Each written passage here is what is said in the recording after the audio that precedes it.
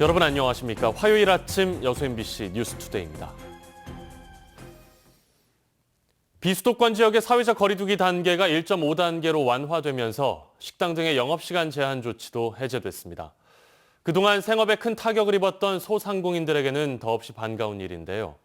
하지만 지역 감염이 계속되고 있고 지난 명절 연휴 지역 간 이동도 많아 철저한 방역수칙 준수가 필요합니다.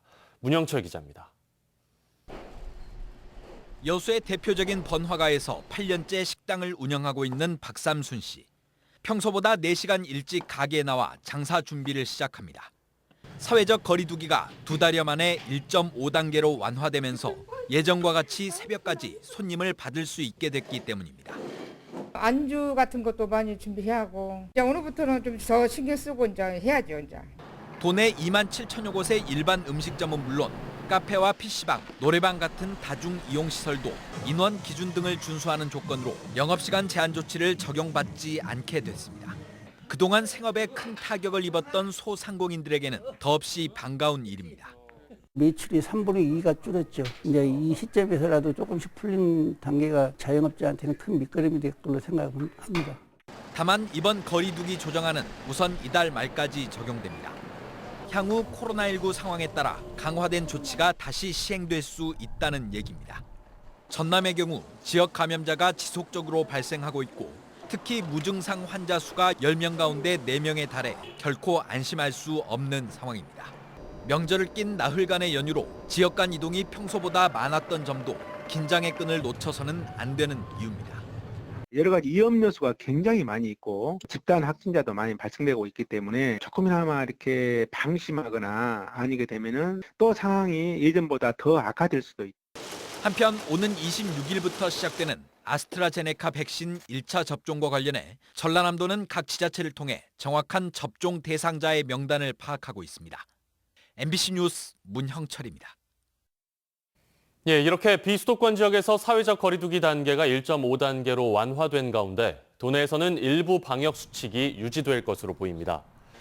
전라남도는 사회적 거리두기 완화로 참석자 500명 미만일 경우 행사 개최가 가능하지만 100명 미만으로 유지하도록 각 지자체에 권고하고 학원과 독서실 등에서도 칸막이가 있는 경우에만 음식물을 섭취하도록 했습니다. 또 최근 신안군에서 명절 전에 고향을 방문한 뒤 양성 판정을 받은 사례가 있었다며 타 지역 방문자들의 진단 검사를 당부했습니다. 코로나19 예방 백신 접종을 앞두고 정부가 전남의 접종센터를 합동 점검합니다. 행정안전부와 보건복지부, 질병관리청 등은 오는 22일 목포시 예방접종센터를 방문해 설치 기준 충족 여부와 접종 인력 현황, 초저온 냉동고 임시전력 필요 여부 등을 확인할 계획입니다.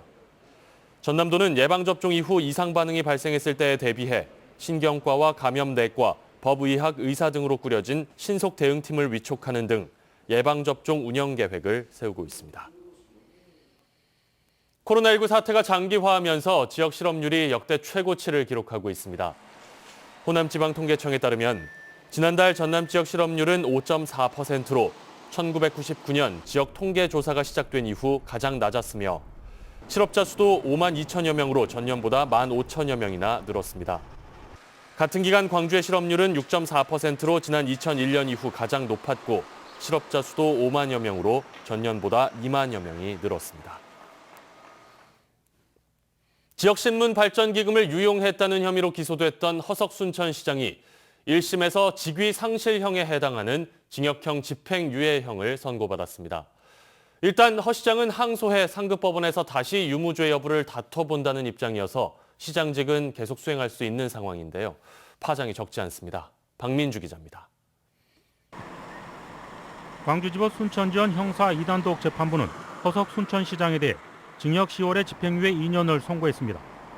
허 시장은 지역신문 발전기금 1억 6천만 원을 유용한 사기 혐의로 지난해 기소됐습니다. 재판부는 검찰이 기소한 혐의가 대부분 인정된다고 밝혔습니다. 신문사가 국가 보조금을 받으면서 다른 지역신문의 발전 기회를 박탈하고 범행이 장기간에 이루어졌으며 피해 회복이 안 된 점 등을 고려했다고 양형 이유를 밝혔습니다. 앞서 검찰은 허석 순천시장이 지난 2006년부터 2011년까지 신문 발전기금 1억 6천만 원을 유용한 혐의로 징역 1년 6월을 구형했습니다. 허석 순천시장은 입장문을 내고 경위가 어찌됐든 시민 여러분께 심려를 끼쳐 송구하게 생각한다고 사과했습니다. 하지만 보조금 역시 한 푼도 개인적으로 사용한 적이 없다고 강조하며 사건의 전모를 살피지 않고 송구해 유감이라며 항소 입장을 밝혔습니다. 판단의 근거는 있겠지만 매우 유감으로 생각합니다. 즉시 항소를 하도록 하겠습니다. 선출직 공무원은 형사사건에서 금고 이상형이 확정되면 즉위를 잃지만 대법원 선고 전까지 무죄 추정의 원칙에 따라 시장직은 유지할 수 있습니다. 경찰 조사를 시작으로 2년여 만에 1심 선고를 받은 허석 순천시장. 직위 상실형의 징역형 집행유예를 받으면서 지역 정가에도 큰 파장을 낳고 있습니다. MBC 뉴스 박민주입니다. 여수에서 정체를 알 수 없는 관로와 땅굴이 발견됐습니다. 문제는 이 관로를 심었다는 기관도 땅굴을 굴착했다는 당사자도 없고 만들어진 시기나 용도도 전혀 알 수 없다는 데 있는데요. 그런데 관로 주변이 일제시대 당시 해군기지로 활용됐다는 사실이 조명되면서 관련성 여부에 관심이 집중되고 있습니다. 강서영 기자가 취재했습니다. 조사원이 몸을 숙여 관로 안으로 들어갑니다. 최근 여수시 신월동의 한 공사 현장에서 발견된 관로의 내부 모습입니다. 지름 1m 폭의 이 관로는 성인 한 명이 충분히 들어갈 수 있을 정도의 크기입니다. 40m가량 더 들어가자 사람이 서서 걸을 수 있을 정도의 넓은 통로가 나타납니다. 이곳에서부터는 넓은 땅굴 형태의 구조물이 70m가량 이어집니다. 알 수 없는 장비나 모래주머니 등 사람의 손길이 닿은 흔적도 보입니다. 전체 약 110여 미터에 달하는 정체불명의 관로는 여수시가 관리하는 하수관 지도에도 전혀 나와 있지 않은 상황. 하수관을 관리하는 여수시도 과거 땅 소유주였던 한화 측도 관로를 심지 않았다고 주장하면서 의문은 커지고 있는 상황입니다. 여수시에서도 이 관로에 대해서 모른다고 하고 한화 측에서도 이 관로에 대해서 모른다고 하면 이건 과연 누구의 것일까요? 이런 가운데 굴의 모습과 문헌을 참고했을 때 해당 관로가 일제강점기 당시 지어진 해군기지와 관련이 있을 수 있다는 주장도 제기되고 있습니다. 일제강점기에 여기 해군 항공기지였죠. 약간 벽이 얕다고 얇은 편이죠. 그래서 학자들은 유류고가 아닌가 이렇게 추정을 하고 지금 철문으로 닫혀져 있는 그 벙커는 아마 지휘소로 사용됐던 벙커가 아닌가. 누가, 언제부터, 왜 만들었는지 알 수 없는 정체불명의 관로와 지하 구조물들. 하지만 여수시 등 당국은 관로의 정체 규명과 사후 처리에 대해 구체적인 대책을 세우지 못하고 있습니다. MBC 뉴스 강서영입니다. 광양시의회가 광양제철소가 내놓은 시설 개선책과 관련해 정보 공유를 주문했습니다. 의회는 최근 광양제철소가 100억 원을 투입해 저감 시설을 설치하기로 한 것은 긍정적이라면서도 앞으로 이와 관련한 모든 과정과 자료를 시민들과 투명하게 공유해야 한다고 강조했습니다. 앞서 의회는 지난달 광양제철소의 대기 환경 개선 촉구 성명서를 발표하고 후속 조치를 요구한 바 있습니다. 전라남도가 올해 1,826명의 지방 공무원을 신규 채용합니다. 이는 지난해 모집 인원과 비교할 때 7급 채용은 19명 줄었고 8급 이하는 24명이 줄었으며 연구사와 지도사는 5명이 늘었습니다. 올해부터는 전국 동시 지방직 임용시험에 시도별 원서를 중복해서 접수할 수 없게 되며 농업 분야의 인재 선발을 위해 농업지도사 농업직류는 일괄 경력 경쟁으로 선발합니다. 광주 전남에는 아동학대를 담당하는 전문 인력이 부족한 것으로 나타났습니다. 더불어민주당 강선우 의원이 낸 자료에 따르면 광주는 2개 자치구에 7명이, 전남은 22개 시군 중 10곳에만 아동학대 전담 공무원이 배치돼 있고 광주는 1인당 156건을, 전남은 1인당 112건을 담당하고 있는 것으로 확인됐습니다.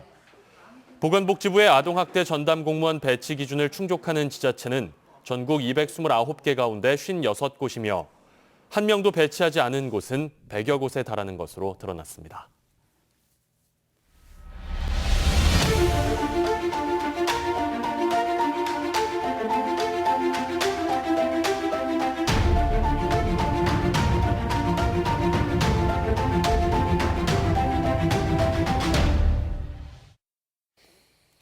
조기 금어기 동안 오징어로 대체 수입을 올리는 근해 자망 어민들이 정부가 오징어 어획량의 상한선을 정하자 반발하고 있습니다. 출어 경비도 건질 수 없는 한 척당 12톤, 12톤의 할당량은 말도 안 된다며 집회에 나섰습니다. 천호성 기자입니다. 조기잡이 어선들이 플래카드를 내걸고 항구에 모였습니다. 금어기인 4월부터 8월까지 오징어로 수입을 충당해 왔는데 정부가 지난달부터 오징어 총허용 어획량 제도에 포함하자 반발하고 나섰습니다. 올해 전국 250척의 근해자망 어선에 할당된 어획량 한도는 3,100여 톤, 어선 한 척에 12톤 꼴입니다. 할당량이 산하흘치 조업 물량에 불과하다는 게 어민들 주장입니다.